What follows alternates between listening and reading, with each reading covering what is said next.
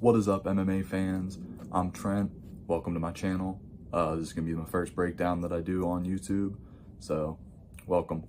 It's going to be UFC Mexico, Brandon Moreno versus Steve Erceg. Really looking forward to this card, especially for a fight night. It's got a lot of good, high-quality fights, competitive ones too.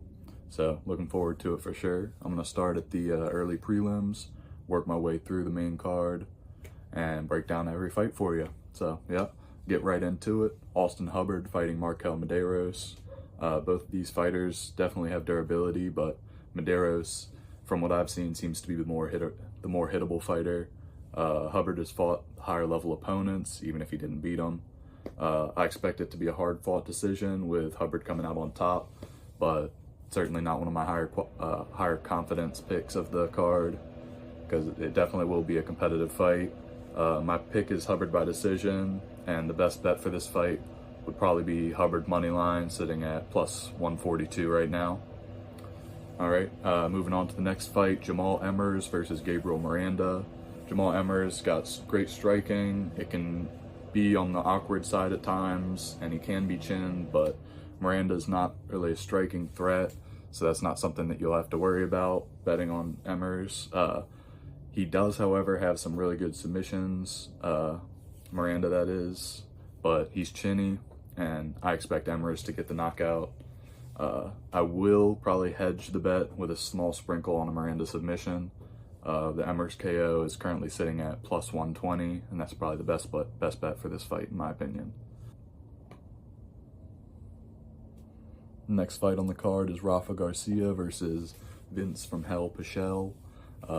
Pichel's been in the UFC for a long time, got in with the Ultimate Fighter in its early stages. Rafa Garcia, he is the younger fighter and has a bit more momentum on his side, even though he was dominated by Grant Dawson his last time out. But Pichel isn't really similar to Dawson at all, and I expect Garcia to win this with a submission. But I could also see a dominant decision for the side of Garcia. But overall, not a great fight to bet on. My best bet, in my opinion, would be a sprinkle on Garcia by submission at plus 600. So you're getting good value there. Rafa Garcia definitely has some subs. Yeah, next fight on the card, Julia Polastri versus Lupita Godinez. Godinez lost to Jandaroba and Dern in her last two fights, but those two are definitely very high-level grapplers, and Polastri isn't on the level of those two. Polastri, highest level fighter that she's faced was Josephine Knutson. She lost a decision that was dominant for Knutson. Godinez is a gritty and a hard fighter, and I expect her to win a decision. Best bet on that fight is probably Godinez by decision, sitting at minus 155. Not too much value on that though, because women's MMA, you got to be careful, you know. I would say the best bet is it going to decision, but I think that's at about minus 400 or something like that, so no value on that. Next fight up, Melquizael Costa versus Christian Rodriguez. I think C-Rod's biggest weakness is in being out-grappled, oftentimes giving up his back and ending up in bottom positions. Costa on the other side has got some tricky and relentless grappling and multiple different submissions that he can use. Definitely not someone you want on your back. So I expect Costa to win by submission, likely a rear naked choke, but I could also see a dominant decision taking place. Best bet on that is going to be the Costa money line, sitting at plus 136. Next fight, Ateba Gautier versus Jose Medina. There's not much film on Gautier. This is his debut fight in the UFC, got in via the Contender Series. Medina also got in with the Contender Series, losing and still getting a contract, and then going on to have a fight against Zachary Reese. Zachary Reese absolutely put the work on Medina in that fight, but Medina showed great durability, not great skill. So I would say this fight could really go either way, and it's not a high confidence pick, but I lean towards Gautier by dominant decision just because we have seen Medina. He's got the tendency to settle for being the nail instead of the hammer at times. Best bet on that fight, I would say, is the over 1.5 rounds, sitting at minus 160. I definitely see that fight going over 1.5 rounds. Edgar, next fight on the card, Edgar Chairez versus CJ Vergara. Chairez is an all-around threat and pretty resilient. He recently had a competitive fight against Joshua Van, who's a high-level prospect. Vergara has weaknesses all around. My pick is Chairez inside the distance, leaning towards the submission. Best bet on that fight is probably Chairez inside the distance, sitting at about plus 140 right now. Next fight on the card, we've got Ronaldo Rodriguez versus Kevin Borjas. This is a classic striker versus grappler, Ronaldo Rodriguez being the grappler and Borjas being the striker. Rodriguez has got very good grappling, and Borjas has good striking, but he does seem to be lacking in takedown defense, which I think will likely be his downfall in this fight. I see Rodriguez getting on top, nullifying Borjas' stand-up abilities, and ending up winning by either ground and pound or a club and sub. And I'm leaning towards the ground and pound knockout. Best bet in that fight is likely Ronaldo Rodriguez inside the distance at plus 215. I see value in that. Next fight on the card is David Martinez versus Saimon Oliveira. Martinez, lots of momentum on his side. Meanwhile, Oliveira has none. I don't think that Oliveira is UFC level. He's got sloppy striking, questionable durability, and a lack of takedown ability. Martinez, meanwhile, has nice striking, hard leg kicks, and good takedown defense. I expect this to be a layup KO win for Martinez. Best bet in that is probably Martinez by knockout, sitting at plus 145. Next fight on the card, we've got Raul Rosas Jr. versus Vinc Morales. Rosas is talented, seems to get stronger each fight, and momentum is completely on his side. Morales, he was fighting in the UFC some time ago, got cut, found his way back, and since his return into the UFC, he's gone 0-2 against Lapalus and Elijah Smith, which neither of those are looks that you want. You don't want to be betting on a guy that lost to those two. So I expect Rosas to win via dominant decision. Could hedge it with a Morales KO, but I would say the best bet in this fight is Raul Rosas Jr. by submission, sitting at plus 260. Next fight on the card, Kelvin Gastelum versus Joe Pyfer. Gastelum was certainly great in his prime, had some incredible fights, but I don't think he's going to be able to compete with the younger, larger, hungrier Joe Pyfer. Pyfer has got all-around skills with big power and great submission game.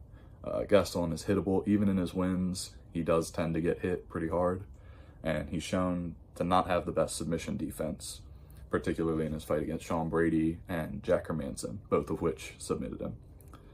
I expect Pyfer to win via submission, but it's also possible he could win a dominant decision. Kelvin Gastelum's path to victory would be taking over with a decision if Pyfer were to gas out, but I don't see that happening. Best bet is going to be Pyfer inside the distance at plus 120. Kelvin Gastelum doesn't have as many paths to victory in that fight, and that's why I'm going to go with Joe Pyfer. Next fight up is Manuel Torres versus Drew Dober. Manuel Torres is dangerous all around and also has a nasty elbow knockout against Nicholas Mota. Meanwhile, we've seen Dober is vulnerable to a well-timed crashing elbow, in particular his fight against Gene Silva, where Gene Silva kept landing big elbows on Dober's face, slicing it up. Whole eyebrow was basically hanging off. It was pretty foul, and they had to call it. One guy, great with elbows, other guy, susceptible to being hit with elbows. So I do see Manuel Torres winning this. I was super high on him until he was knocked out by Bahamondes, and in that fight he kind of got knocked out twice by Bahamondes, unfortunately. But that's, that's not the worst loss to have on your record. Bahamondes is high level guy, and there's not many similarities between Dober and Bahamondes. So I expect Torres winning inside the distance, either by a knockout or maybe even a club and sub. I could also see him winning a dominant decision if Dober were to be able to fend off the takedown attempts and, hang in there with the striking. But I'm going to say the best bet in that fight is Torres inside the distance at plus 120. You could even add a sprinkle on Torres by submission at plus 500 because that's pretty wide considering how likely that possibility is. The very final fight on the card, main event, Brandon Moreno versus Steve Erceg. Very, very high level fight. Looking forward to this one. Steve Erceg, he was the number 10 guy in the weight class and was given a shot against Pantoja, and he put on a good showing. He didn't get the nod by the judges.